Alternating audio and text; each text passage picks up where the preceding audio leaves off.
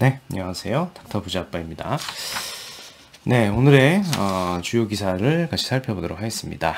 네, 계속 오를 것만 그런 같았던 물가 그리고 뭐 금리가요. 좀 이제 내년 상반기면은 좀 둔화되고 금리는 고점을 찍을 걸로 예상이 된다라는 기사가 나오고 있습니다. 한 달 만에 이제 물가 오름세가 좀 둔화가 됐고요. 그러니까 이제 한은에서는 최종금리를 3.5%로 유지할 것이다. 라고 언급을 했습니다. 물가 이 전망에, 뭐 청신호, 뭐 조심스러운 얘기겠죠. 청신호가 켜지면서 이제 한은에서는 금리의 방향도, 향후에 이제 3.5% 고점을 찍고 다시 내려올 것으로 보인다라고 합니다. 현재 이제 기준금리가 3.25인데요. 한 차례 정도 올리고 나면은 금리 인상이 멈추지 않을까라고 예상이 되는 거고, 이 시기가 아마 내년도, 그러니까 23년도 한 상반기 정도로 보여집니다. 지금 미 이제 연준 또한 이 속도 조절을 좀 시사를 했고요. 예상을 깨는 그런 급격한 금리 인상은 아무래도 제한적이지 않을까라고 생각이 됩니다.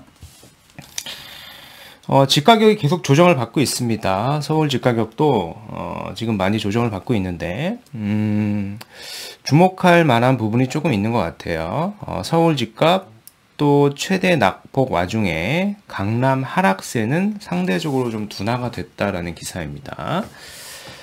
대표적인 이 외곽지죠. 노도강이라고 하는 이 도봉구 노원 일대가요. 주간 이 변동률이 한 마이너스 1% 정도로 하락폭이 좀 높은데, 그쵸? 하락폭이 뭐 계속 이렇게 높아지고 있는데, 이제 반면에 강남 4구 같은 경우에 최근에 좀 데이터를 보니까 낙폭이 조금 축소가 됐다라는 그런 수치입니다. 보시죠? 낙폭이 좀 축소가 돼서 이렇게 좀 올라갔죠.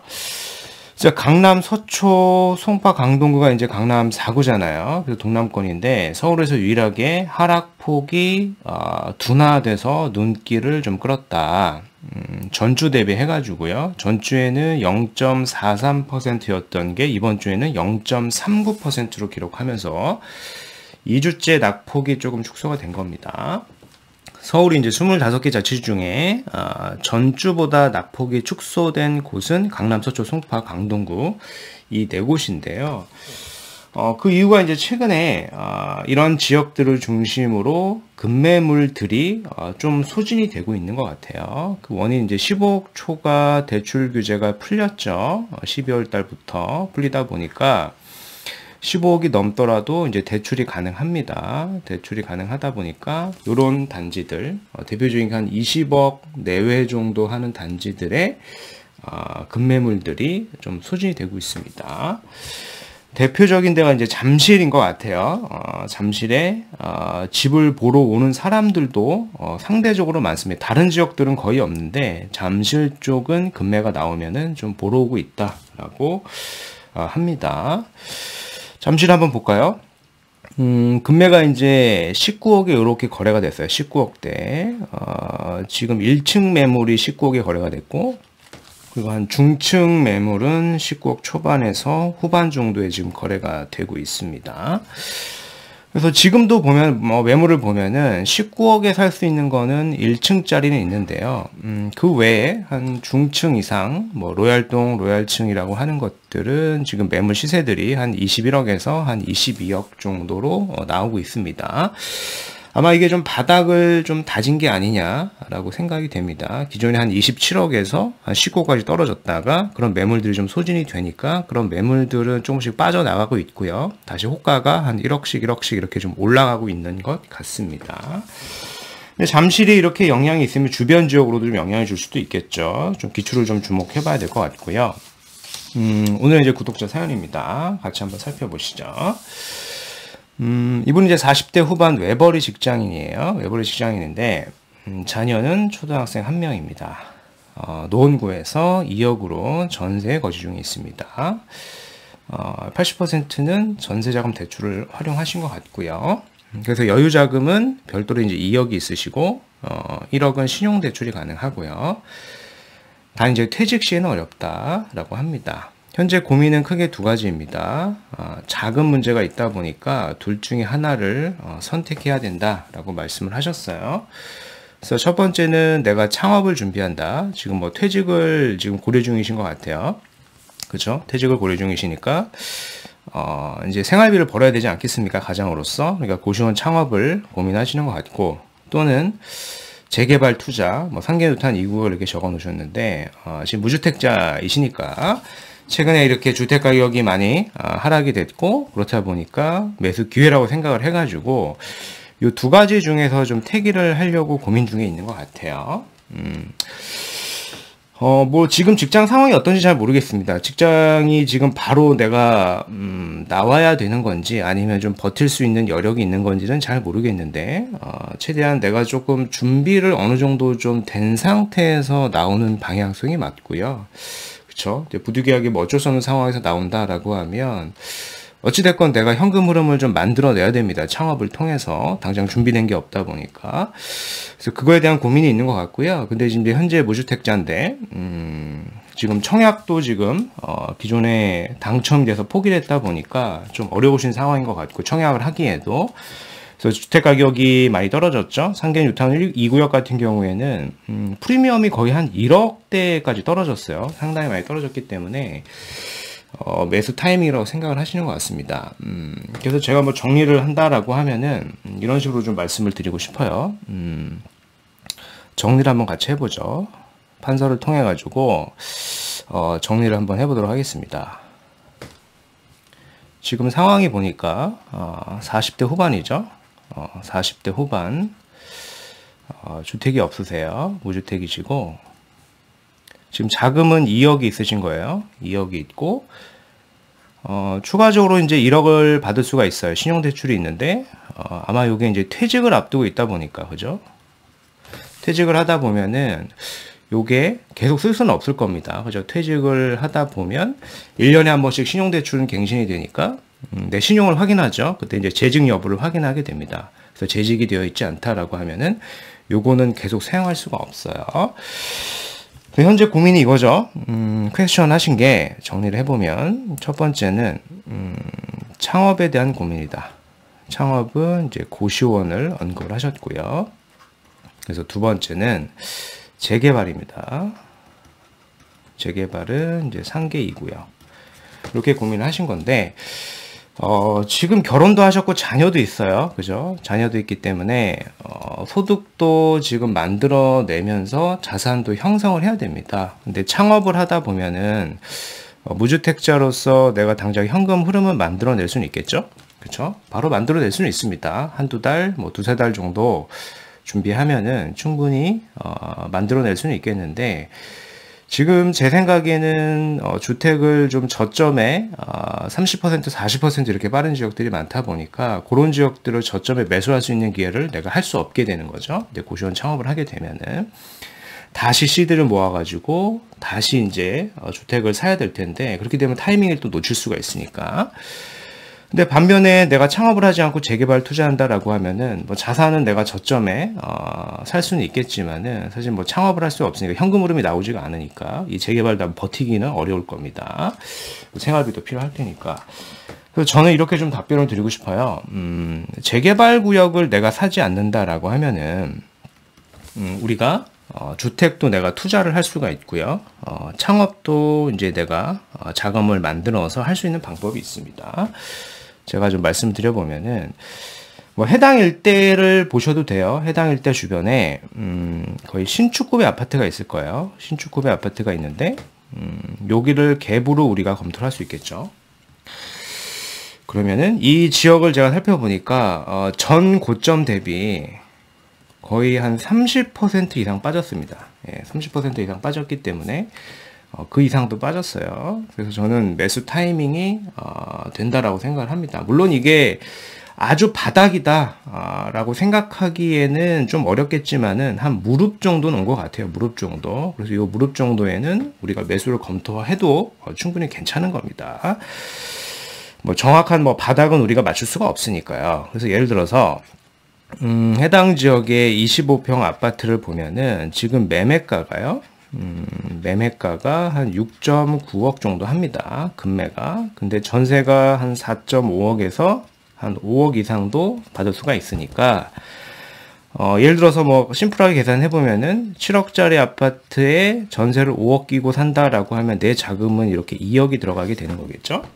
2억이 들어가는데 요걸 이제 하나 사시고요. 요걸 하나 사시고 2억에 대해서 한 75%에서 많게는 80%까지 요게 사업자로 대출이 가능하죠. 이제 사업자 대출이 가능합니다. 우린 어차피 사업을 할 거잖아요. 사업자 대출을 받아가지고 주택을 매수하면은 안 되는데 우리는 어차피 고시원이라고 하는 것을 창업을 할 거다 보니까 그런 식으로 사업자 대출을 활용하면 됩니다. 그래서 2억의 75%를 약 계산을 해보면은 한 1.5억 정도가 회수가 되고요.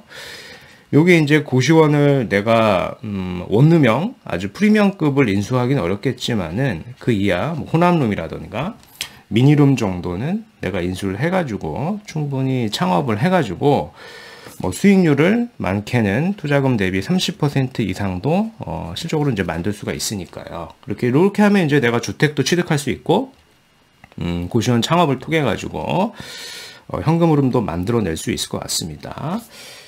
그리고 이제 고시원 사업자를 내서 한 6개월 정도 지나면은 우리가 이제 정책 자금이라는 것도 지원을 해가지고 좀 대출을 받을 수가 있어요. 그래서 요거를 우리가 이제 자금으로 활용을 해 보셔도 저는 충분히 좋다라고 생각을 합니다.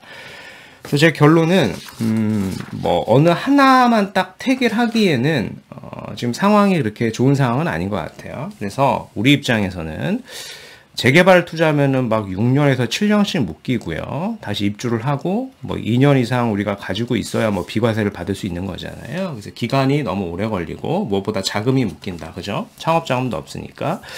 그래서 제 솔루션은 제 답변은 요 아래쪽으로 하시는 게 충분히 더 좋을 것 같다라고 생각을 하는 거예요. 그래서 구체적으로 한번 같이 그래프를 통해 가지고 좀 살펴보시도록 하시죠. 지도도 좀 보시고요. 네, 시세 그래프도 좀 보시고, 지금 서울 노원구죠. 노원구 일대 내가 전세로 살고 계신 것 같습니다. 그래서 주변에 이제 상계 뉴타운 2구역을 좀 보신 건데, 지금 이 시세를 좀 살펴보면은 가격이 좀 많이 내렸어요. 상계 2구역 같은 경우에. 가격이 정말 많이 내렸습니다. 그래서 지금 감정가가 1억 8천으로 나와 있는 게 프리미엄은 1억 1천만 원 정도고 투자금은 2억 초반입니다.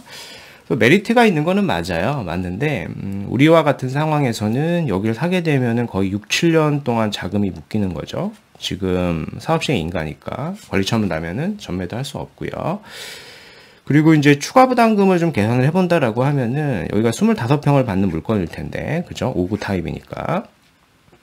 추가 부담금이 아마 조합원 분양가 이제 5억이 넘을 겁니다. 5억이 넘으니까 추가 부담금을 계산한다라고 하더라도 거의 내가 6억 후반에서 7억의 아파트를 매수하는 거예요. 그죠? 그래서 여기를 이렇게 매수하는 게 과연 좋다라고 생각하기가 좀 어려운 거죠. 왜냐하면 이미 주변에 신축급 아파트, 지금 입주한 지 약 한 2년 정도, 이제 3년 차가 돼가죠. 3년 차 돼가는 아파트가 이미 금매가 6억대 후반에도 이렇게 나오고 있습니다. 6억대 후반에 나오고 있고, 실제로 물건을 찾다 보면은 실거래가는 막 이렇게 7억에도 거래가 됐으니까, 얘를 전세를 우리가, 끼고 산다라고 하면은, 전세가 뭐 4억 6천에서 5억 정도 하잖아요.